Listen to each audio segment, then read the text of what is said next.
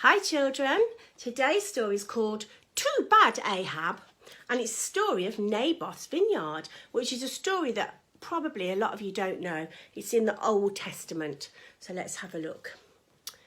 Naboth had the worst neighbours that anyone had ever had. They were the devilish pair, King Ahab and Queen Jezebel. Ahab and Jezebel lived in a palace right next door to Ahab. Can you see them up there? Look. And there's Ahab's little house down there. Naboth owned a beautiful vineyard. Mountain streams carried water and rich topsoil to his land. Naboth took pride in growing the finest of grapes. A grape vineyard is a special kind of garden.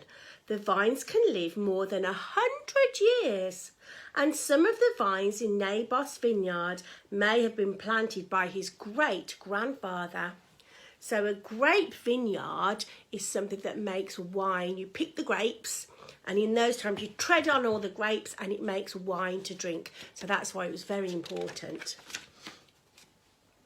One day Naboth thought, I will give this land to my sons. That was Naboth's dream. But someone else was dreaming about Naboth's vineyard too.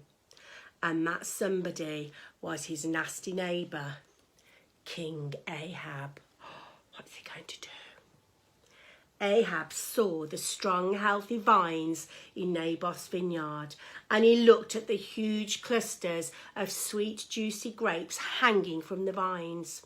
He thought about all the kinds of plants he would grow if he owned Naboth's land.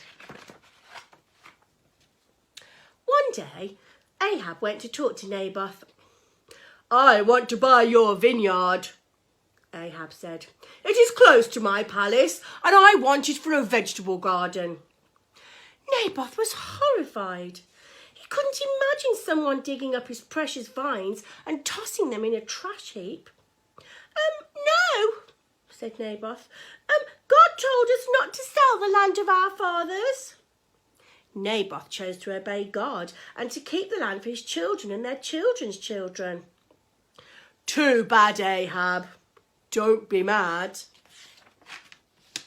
Ahab sighed and slouched and stuck out his lower lip. And then he went home feeling angry and depressed, and he flopped on his bed and he pouted like a spoiled child. He even refused to eat his dinner. God had warned his people not to covet anything belonging to a neighbour.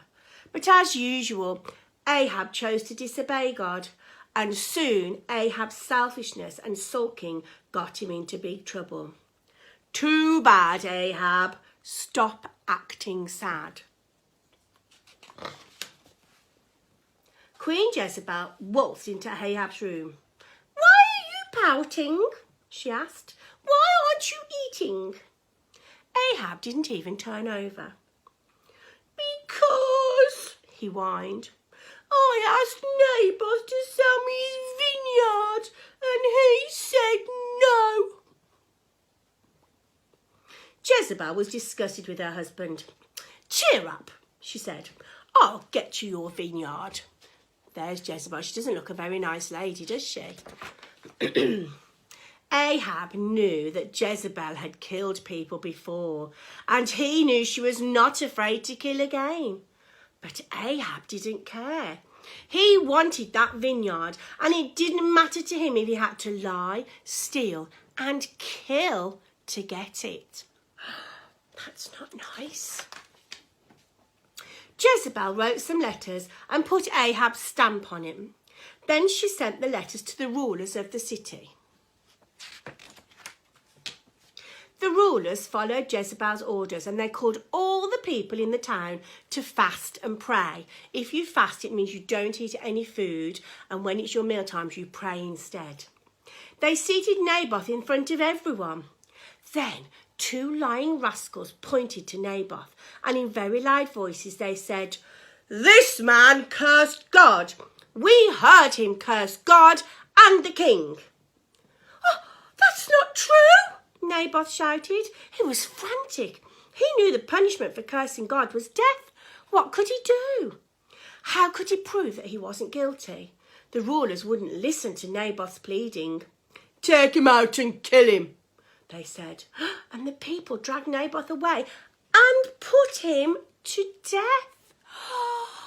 What a terrible story. When Ahab heard that Naboth was dead, he jumped out of bed and ran to take the vineyard for himself. But his excitement didn't last long. God was very angry. King Ahab was more evil than any man who ever lived. So God sent his prophet to take a message to Ahab. What do you think Ahab's punishment should be? Elijah, God's prophet, went to Naboth's vineyard, and that's where he found the selfish king. Ahab knew he was guilty, but he didn't want to admit that he had sinned. "So, you found me, my enemy," Ahab sneered. "I have found you," Elijah said, "because you do nothing but disobey God's laws. You have murdered a man, and you too must die." When Ahab heard that, he hung his head and was quiet before God. And God saw him and had pity on Ahab. Because God is more loving than any person, he was merciful to Ahab. I will wait a while before bringing his punishment. God is merciful, but he's also fair, and he also always keeps his word. So a few years later, at the very place where Naboth was killed, Ahab died in a battle. Ahab killed Naboth to take his vineyard, but Ahab paid for the vineyard with his own life. Too bad, Ahab. You should have been happy with what you had. Dear, that was a bit of a sad story, wasn't it? Not a very nice story at all, really. Come back tomorrow and we'll see if we can have a happier one. See you tomorrow. Bye-bye.